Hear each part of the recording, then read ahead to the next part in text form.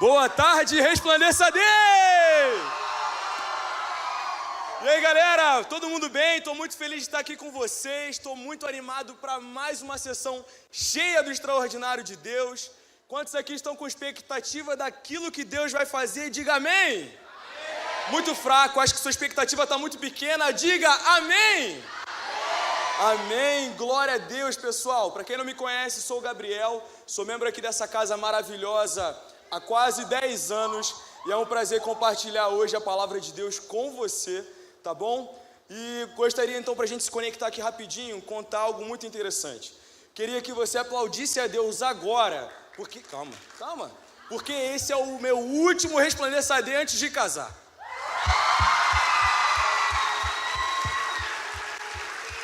Ô, glória! Glória a Deus, glória a Deus. Valeu. Estão todos convidados a orar pelo dia, tá bom? A gente recebe a oração com muito bom grado e tem sido um prazer ver esse momento com pessoas tão especiais aqui na igreja. Mas vamos lá para o que realmente importa. Vamos lá, pessoal. Se você não pôde vir na parte da manhã, sinto te dizer que você perdeu 2 sessões muito cheias do poder de Deus, 2 sessões onde nós vimos Deus falar conosco de forma sobrenatural e especial. A gente teve na sessão 2 o nosso momento do Mesa Cast, onde nós podemos ouvir 4 irmãos com experiência na sua caminhada de fé e que puderam explicar para a gente um pouco sobre como é viver uma vida guiada pelo Espírito Santo. Na primeira sessão, o pastor William Menezes compartilhou também uma palavra que veio diretamente do coração de Deus para nós, e eu tenho certeza que muitas pessoas receberam muitos tapas espirituais nessa manhã. Deus tratou muita coisa no nosso coração, mas eu tenho muita expectativa porque eu sei que Ele está apenas começando. Amém? A primeira coisa, então, para a gente começar a nossa pregação, que importa de verdade, eu queria chamar sua atenção para algo muito importante e que é uma verdade absoluta na nossa caminhada cristã. E ela é o seguinte: antes de o Espírito Santo transformar nossas atitudes, Ele transforma a nossa natureza e a nossa identidade. Muitos desejam viver uma vida transformada por Deus, mas poucos entendem aonde essa transformação verdadeiramente começa.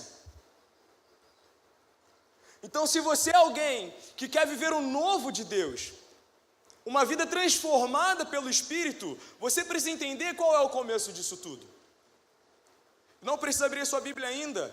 A resposta se encontra em João capítulo 3, versículo 5 até o versículo 7, que diz: Jesus respondeu: em verdade lhe digo que ninguém pode entrar no reino de Deus se não nascer da água e do Espírito. O que nasce da carne é carne, mas o que nasce do Espírito é Espírito.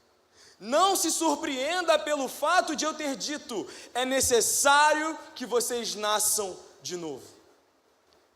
Quando Jesus fala sobre novo nascimento, Ele está nos mostrando que Deus não veio apenas melhorar aquilo que já existia em nós, mas Jesus está mostrando que Ele veio fazer algo completamente novo.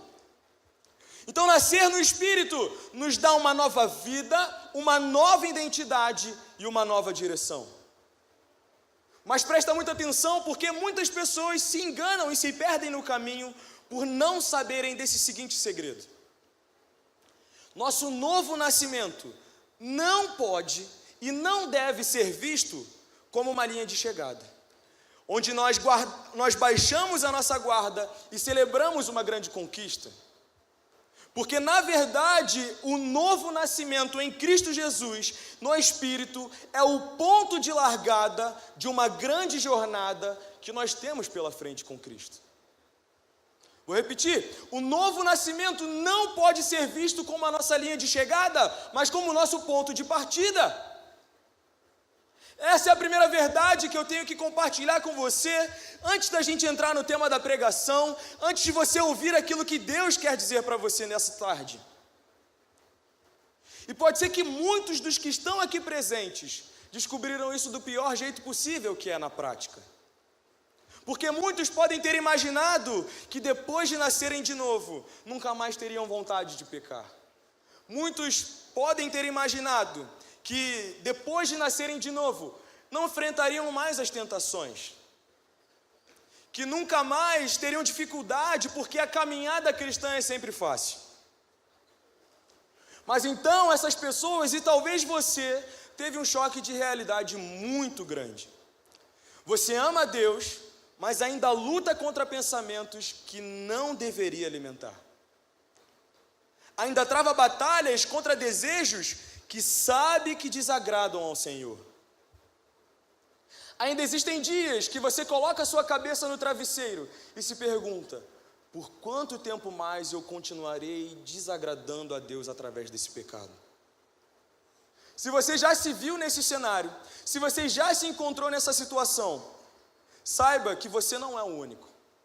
Esta batalha entre carne e espírito faz parte da caminhada cristã.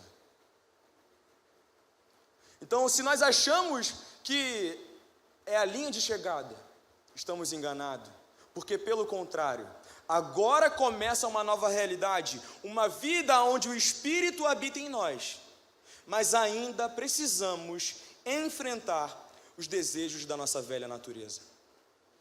Nesse contexto entre carne e espírito, na diferença entre os dois, veja o que disse o bispo John Charles Ryle: aquele que não conhece a natureza da sua própria corrupção, nunca entenderá a necessidade da obra contínua do Espírito.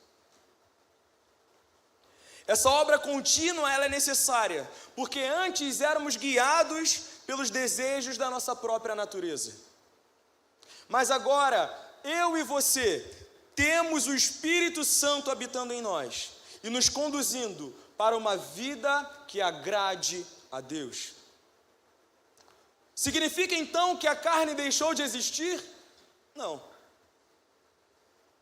Significa então que não enfrentamos mais tentações? Errado. Ainda enfrentamos tentações, ainda somos atraídos pelos desejos que nos afastam do Senhor, e ainda existe uma batalha acontecendo dentro de nós. Então talvez a pergunta que eu quero te encorajar a fazer nessa tarde, durante a pregação, é o seguinte: como um cristão, como eu e você, vencemos uma batalha que acontece dentro de nós todos os dias? Como será que podemos fazer isso? E essa pergunta é respondida pelo apóstolo Paulo em sua carta aos Gálatas. Paulo nos mostra que nossa vitória não está na nossa própria força, mas em uma vida conduzida pelo Espírito Santo de Deus. O tema da palavra dessa sessão então é: pelo Espírito, vitória sobre a carne. Repita comigo: vitória, com vontade, vitória sobre a carne. Quero convidar você a abrir a sua Bíblia comigo, antes da gente orar, em Gálatas capítulo 5, a partir do versículo 16.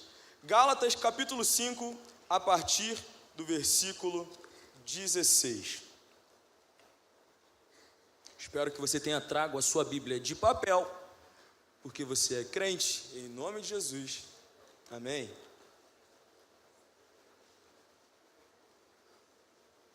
Se não trouxe, está perdoado também. Gálatas capítulo 5, a partir do versículo 16, nós leremos até o versículo 25. E aí algo que a gente faz sempre aqui no Zeste, o pessoal da casa já sabe: se você já encontrou a passagem que eu pedi, dá um joinha para mim, por favor, para eu saber se a gente está na mesma página. Continua com o joinha levantado, até a gente ver a maioria do auditório com um joinha. Se você ainda não achou, vem para a EBD, todo domingo. Vamos lá, tu consegue, cara. Gálatas, capítulo 5, a partir do versículo 16. Amém, amém, amém. Glória a Deus, lado de cá, joinha todo mundo. O pessoal aqui é crente mesmo, hein? Vamos lá? Diz assim a palavra de Deus para mim e para você. O irmão vai colocar aqui no telão também, caso você não tenha trago sua Bíblia. Diz assim: Por isso digam, vivam pelo Espírito e de modo nenhum satisfarão os desejos da carne. Porque a carne deseja o que é contra o Espírito o que é contra a carne. Eles estão em conflito um com o outro, de modo que não fazem o que desejam. Todavia, se vocês são conduzidos pelo Espírito, não estão debaixo da lei. Todavia, se vocês são conduzidos pelo Espírito, não estão debaixo da lei. Versículo 19. Ora, as obras da carne são manifestas: imoralidade sexual, impureza, devassidão, idolatria, feitiçaria, inimizades, desavenças, ciúmes, ira, egoísmo, dissensões, facções, inveja, embriaguez, orgias e coisas semelhantes a estas. Eu os advirto como antes já os adverti. Aqueles que praticam essas coisas não herdarão o reino de Deus.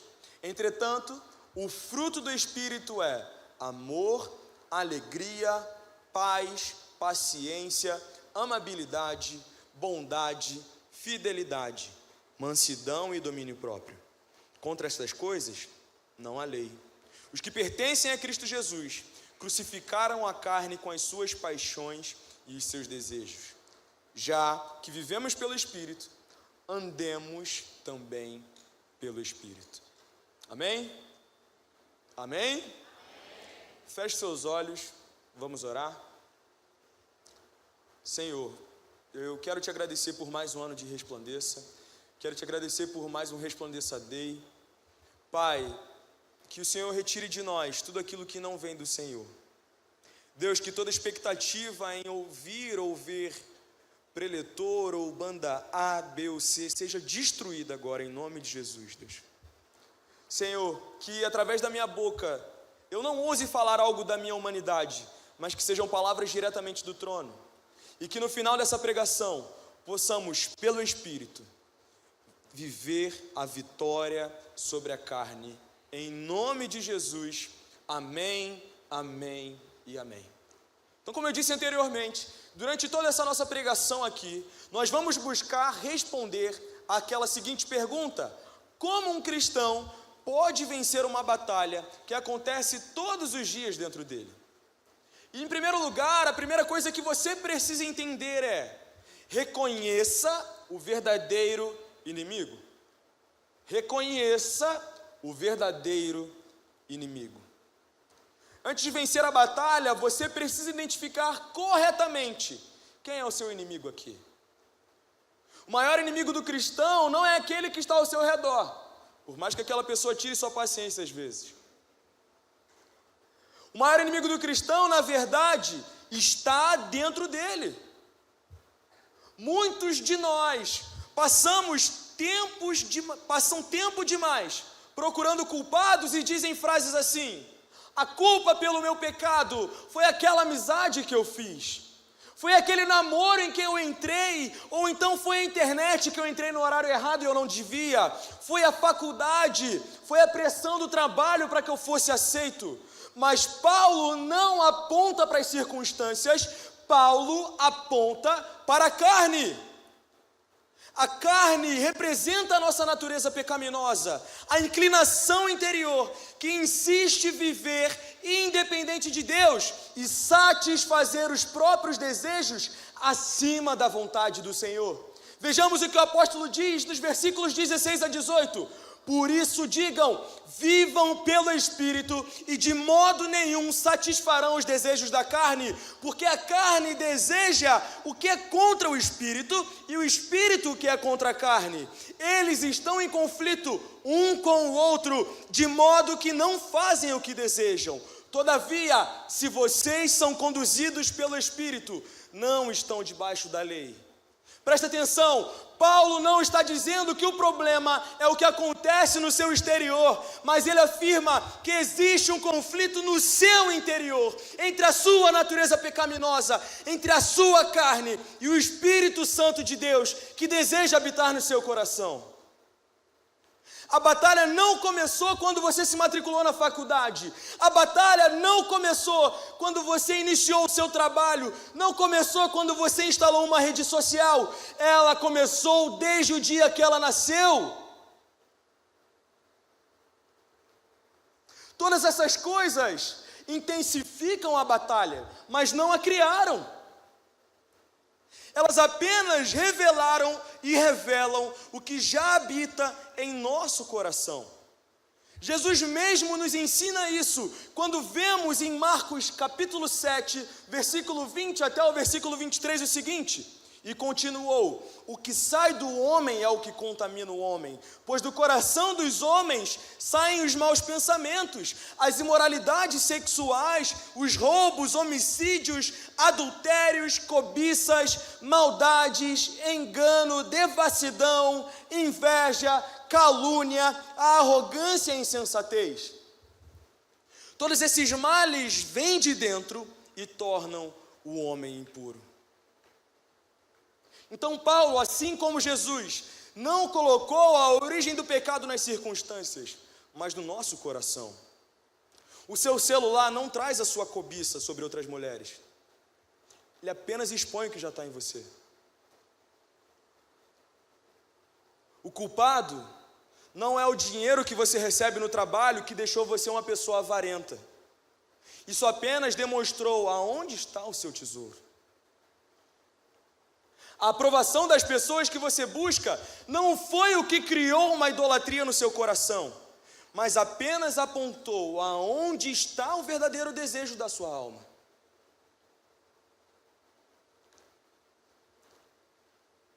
Isso acontece, pessoal, porque é muito mais fácil culpar o ambiente do que reconhecer que existe algo em nós que ainda deseja aquilo que Deus reprova. É muito mais fácil terceirizar a culpa. Não foi assim no Éden? Não, a culpa foi da mulher que o Senhor me deu. Não é isso que acontece hoje também? A culpa nunca é minha. É do meu TikTok, é do meu Instagram. A culpa é do pessoal do meu trabalho, que tem conversas que me incentivam a falar palavras que desagradam a Deus. Nunca é minha. O grande problema não é a pressão dos seus amigos. Não é nada disso. Mas é quando nós queremos satisfazer a carne e nós insatisfazemos. Essa palavra existe? O desejo de Deus. Jeremias capítulo 17, versículo 9 diz assim: o coração é mais enganoso do que qualquer outra coisa, e a sua doença é incurável. Quem é capaz de compreendê-lo? O puritano John Owen escreveu a seguinte frase que resume muito bem aquilo que eu estou dizendo: esteja matando o pecado, ou o pecado estará matando você. Esteja matando o pecado, ou o pecado estará matando você. Enquanto nós não reconhecemos a culpa, enquanto nós insistirmos em tratarmos apenas os frutos, ignorando a raiz, continuaremos lutando contra os mesmos pecados. Mudaremos de ambiente, podemos mudar as nossas amizades, até mesmo de igreja, ir para outra cidade, ir para outro país. Mas se nós levarmos o mesmo coração conosco, de nada adiantará. Como vencer a carne então? Sabendo primeiramente que ninguém vence o inimigo que se recusa a reconhecer. Mas reconhecer o inimigo é somente o primeiro passo, porque reconhecer a carne é uma coisa, né? Mas se recusar a viver segundo ela, é outra completamente diferente. Agora, então, Paulo vai deixar de falar sobre o conflito Paulo deixa de falar sobre o conflito que há dentro de nós e passa a demonstrar como a carne se manifesta na prática. Então, em segundo lugar, nós precisamos entender o seguinte: já reconhecemos o verdadeiro inimigo? Então agora precisamos recusar a viver segundo a carne. Porque o pecado nunca permanece em silêncio. A carne deixa rastro. Ela sempre aparece nas nossas escolhas, revelando quem está governando o nosso coração. E é isso que Paulo mostra para a gente dos versículos 19 até o 21. Veja, ora, as obras da carne são manifestas: imoralidade sexual, impureza e libertinagem, idolatria e feitiçaria, inimizades, rivalidades, ciúmes, ira, egoísmo, dissensões e facções, inveja, embriaguez, orgias e coisas semelhantes. Eu os advirto, como antes já os adverti. Aqueles que praticam essas coisas não herdarão o reino de Deus. Paulo aqui não faz uma lista aleatória. Não é o que deu na cabeça dele. Ele está revelando o caráter da carne. O texto fala de moralidade sexual. Depois passa para a idolatria. Depois, em seguida, chega aos pecados que destroem os relacionamentos e assim por diante. E nós podemos notar que quando a carne governa, nenhuma área da nossa vida permanece intacta. O pecado, ele não é, nunca foi e nunca será um problema isolado.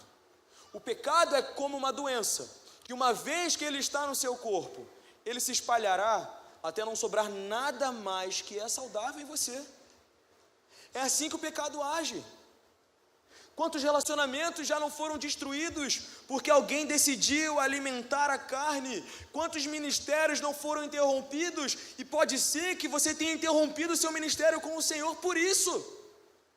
Quantos casamentos não chegam ao divórcio porque vivem segundo a carne e, em algum momento no passado, escolheram ignorá-la como se não fosse nada demais? Começa com uma curtida que não tem nada a ver. Começa com um vídeo que você não deveria ver. Começa com uma conversa que você não deveria ter. Quantas pessoas trocaram anos de comunhão com Deus por alguns minutos de prazer? Veja como Tiago ilustra bem o caminho do pecado. Tiago capítulo 1, versículo 14 e 15. Cada um, porém, é tentado pelo seu próprio desejo, sendo por esse arrastado e seduzido. Então, esse desejo, tendo sido concebido, dá a luz ao pecado, e o pecado, uma vez consumado, gera morte. Gente, ninguém está andando na rua e, opa, pequei. Não. O pecado não nasce pronto, cara. Não é que nem uma fábrica que você chega e fala assim, opa, já está pronto. Não é assim que funciona. Nunca foi.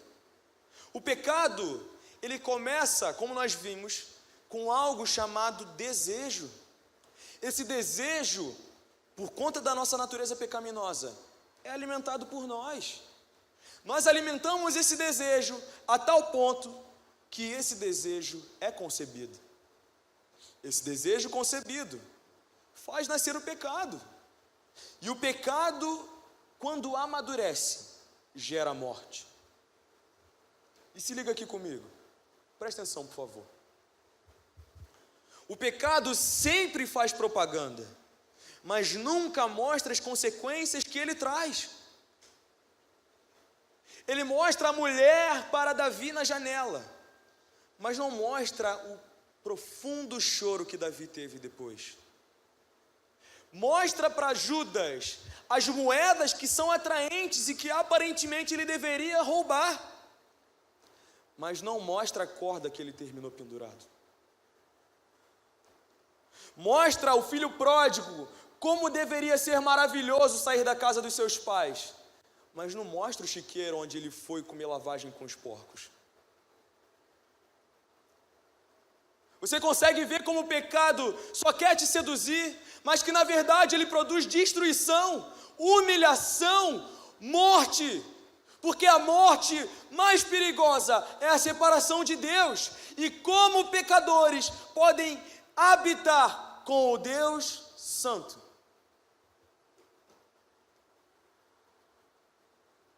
John Piper certa vez disse: o pecado obtém seu poder prometendo uma felicidade que ele nunca poderá oferecer. E aí você está aqui falando assim, não, Gabriel, pô, eu sou bom, né, cara? Sou bom e novo, pô. Tá maluco? Essa parada de carne não pega comigo, não. Sabe por quê? Porque eu até tenho desejo, minha carne fala, mas eu consigo administrar ela. Mas ninguém brinca com o pecado sem se ferir, pessoal. A carne não foi feita para ser administrada, ela foi feita para ser crucificada. Qual o pecado que você administra, mas não o crucifica? Dê nome. Não sei quem disse essa frase, mas eu já ouvi que a gente gosta de pecar no... Agora, a minha ordem aqui pode estar ao contrário, tá? Aí vocês me corrijam, por favor. A gente peca no varejo, de pouquinho em pouquinho, mas pede perdão no atacado. É assim, eu peco uma vez, 2, 3 vezes, escolho e seleciono muito bem os pecados. Mas quando vou pedir perdão a Deus, eu não tenho coragem de mostrar o quão meu coração foi sujo naquele período, e resolvo dizer assim: Deus, me perdoa, por favor, amém. Esse é o problema. E aí? Você tem encarado o seu pecado de frente? Você administra ou crucifica? Trata ele como seu bicho de estimação, seu pecado de estimação, ou o entrega nos pés da cruz? Você não vai poder brincar com ele por muito tempo, porque esse brinquedinho aí, esse animalzinho de estimação que você está criando, ele vai crescer, e quando ele crescer a um ponto que você não vai se dar conta, ele vai te devorar. Não olhe para a sedução do pecado. Ele vai te prometer muitas coisas. Veja a verdadeira consequência dele. Romanos 8,13 diz: pois se vocês viverem de acordo com a carne, morrerão. Mas se pelo Espírito fizerem morrer os atos do corpo, viverão. Talvez o maior perigo do nosso século não é cometer um grande pecado, mas aprender a conviver com pequenos pecados sem sentir mais tristeza por eles. E as nossas igrejas estão cheias de pessoas que, quando tem uma câmera e uma lente, dizem: Deus, com lágrimas nos olhos, me perdoa, por favor, por favor. Mas no seu quarto nunca mais derramaram uma lágrima de arrependimento diante dos pecados do cotidiano. Ou sequer tem tempo no secreto, né? Porque a nossa vida não para, né? Tempo para tudo, mas para o secreto, se humilhar diante de Deus não dá. Aí é demais, Gabriel, não tem como.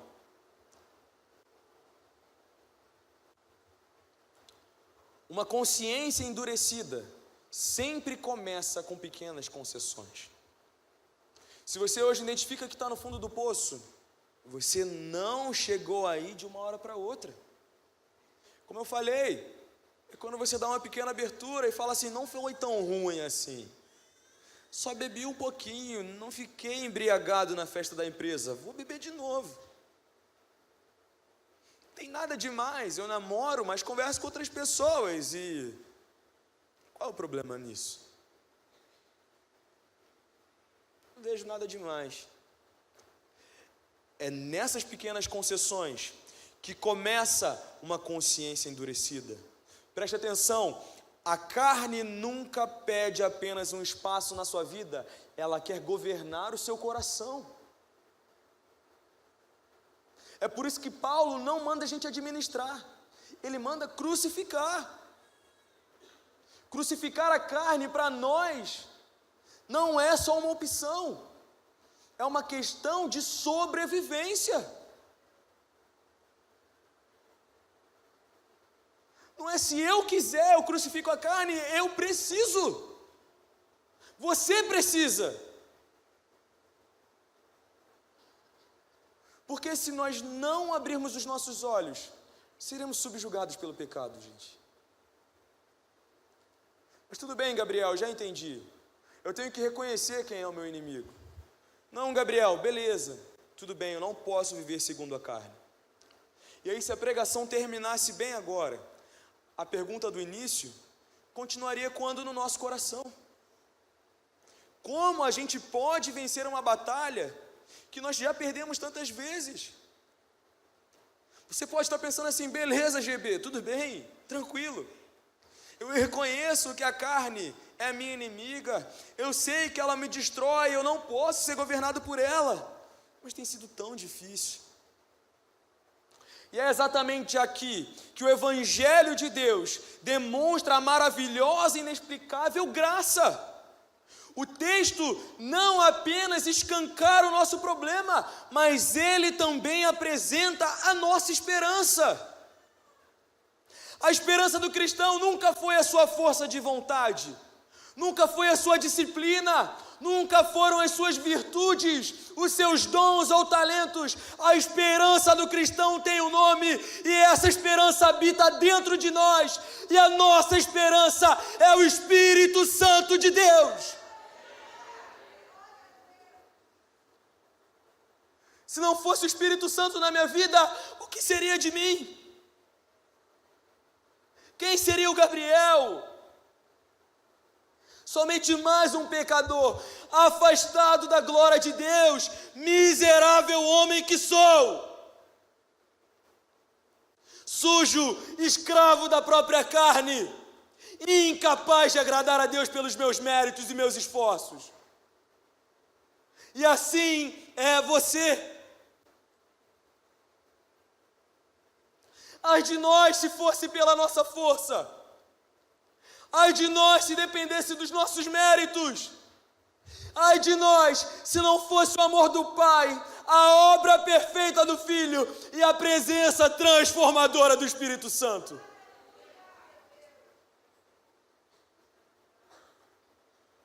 Por isso, em terceiro lugar, para que você possa vencer a batalha contra a carne e o pecado, você precisa caminhar diariamente pelo Espírito Santo. Gálatas capítulo 5, versículo 16. Por isso digo, vivam pelo Espírito e de modo nenhum satisfarão os desejos da carne. Paulo não nos oferece só mais uma técnica para dominar a carne. Estamos sendo chamados por Ele para um relacionamento diário com o Espírito Santo de Deus. Deixa eu te falar, Ele não é aquele colega que você procura quando está ruim. Ele é o Deus que governa a sua vida. Ele é a terceira pessoa da Trindade, Deus perfeito em majestade. Ele não é adereço, não é acessório, é a fonte da vida.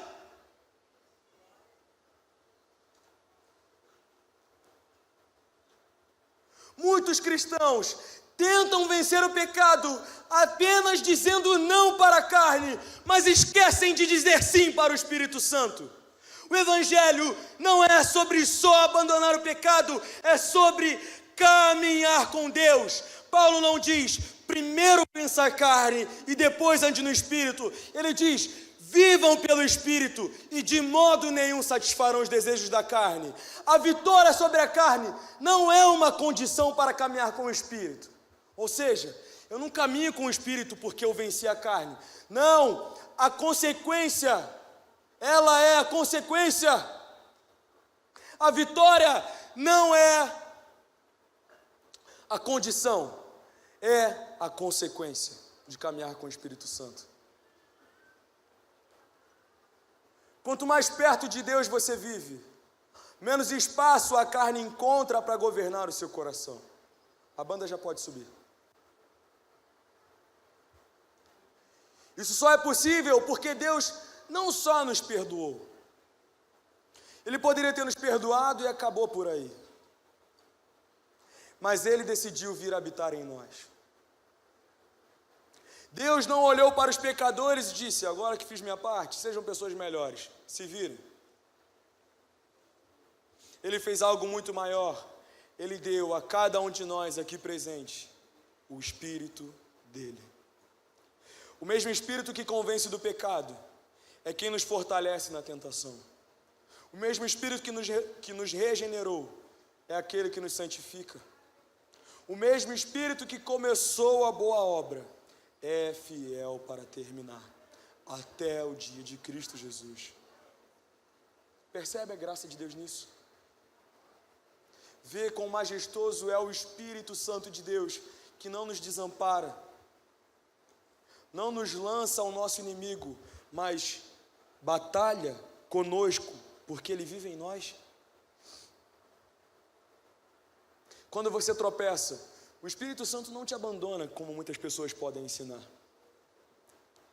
Ele te convence, Ele te corrige, te disciplina, consola e te levanta para conduzir sua volta para Cristo Jesus. Saiba que Deus, Ele é justo, mas Ele não é alguém sádico. Tô doido para que Gabriel erre, quero castigá-lo. Não. Ele é um Pai amoroso, que entregou o seu único Filho para morrer no nosso lugar, e entregou o seu Espírito para habitar em nós. Isso é o verdadeiro amor. É dessa forma que nós podemos vencer a carne pelo Espírito. Por isso que o texto de Gálatas não termina nas obras da carne. Ele também fala do fruto do Espírito. Deus não quer impedir que você peque apenas. Ele quer tornar você parecido com Jesus. O alvo da vida cristã não é apenas vencer um vício, não é abandonar um pecado ou melhorar o seu comportamento. O alvo da vida cristã é ser transformado à imagem de Cristo. Qual tem sido o alvo da sua vida? Sua carreira? Um homem ou uma mulher? O alvo da sua vida é a fama? Ou o alvo da sua vida é ser formado em Cristo Jesus? A resposta para essa pergunta faz toda a diferença. Porque somente se desejamos ser formados em Cristo é que nós podemos vencer a carne. Gálatas 5, 22, 23 diz: entretanto, o fruto do Espírito é amor, alegria, paz, paciência, amabilidade, bondade e fidelidade, mansidão e domínio próprio. Contra essas coisas não há lei. Pessoal, se é fruto do Espírito, fruto não é algo que a gente cola em uma árvore, é algo que nasce, porque a árvore tem uma raiz. E aonde está a raiz da sua vida nessa tarde?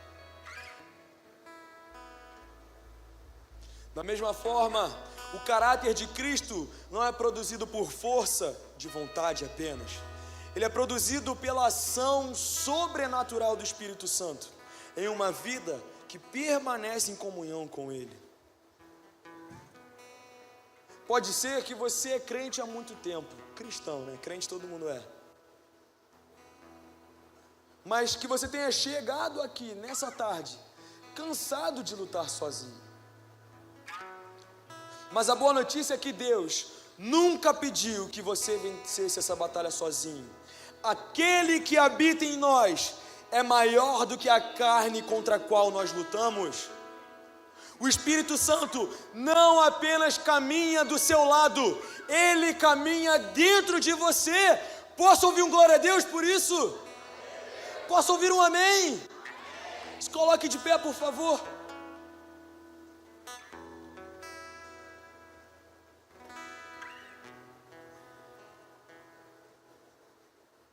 Queria pedir para o pessoal da intercessão vir aqui à frente, por favor.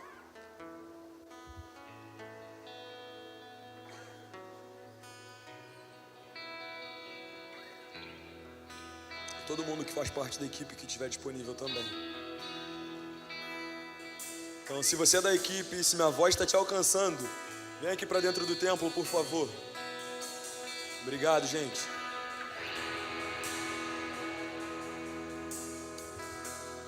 Ao longo dessa palavra, Deus nos mostrou que a maior batalha do cristão não acontece no seu redor, mas dentro dele.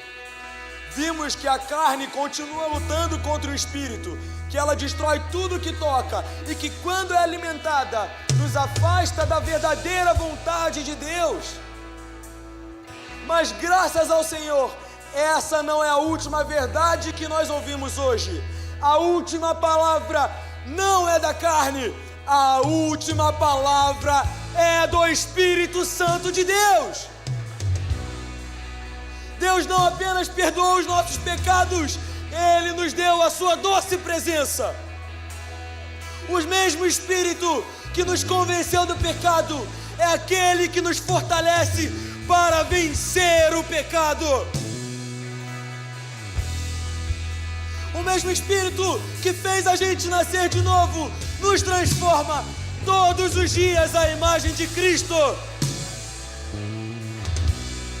Talvez durante essa mensagem, Deus, através do Espírito, tenha mostrado áreas da sua vida que você tentou esconder por muito tempo.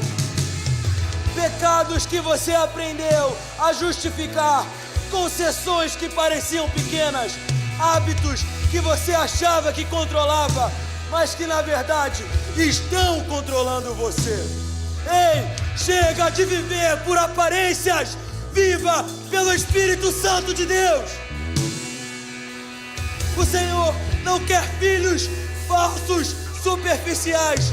Ele quer filhos maduros, unhões, firmados na graça, na presença e no Espírito.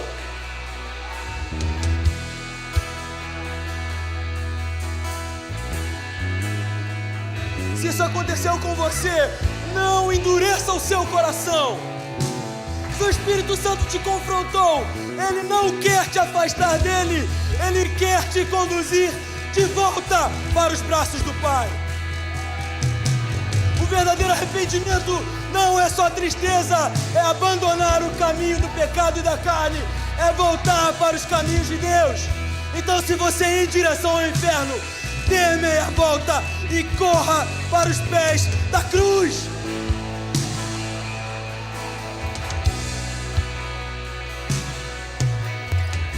Então, enquanto o Ministério de Louvor vai ministrar essa canção, eu tenho 2 motivos de oração nessa tarde. O primeiro é para aqueles que já pertencem a Cristo Jesus. A minha pergunta é: qual área da sua vida está sendo governada pela carne e precisa de restauração, sendo entregue a Deus? O que você precisa não administrar, mas crucificar? O que você precisa confessar ainda?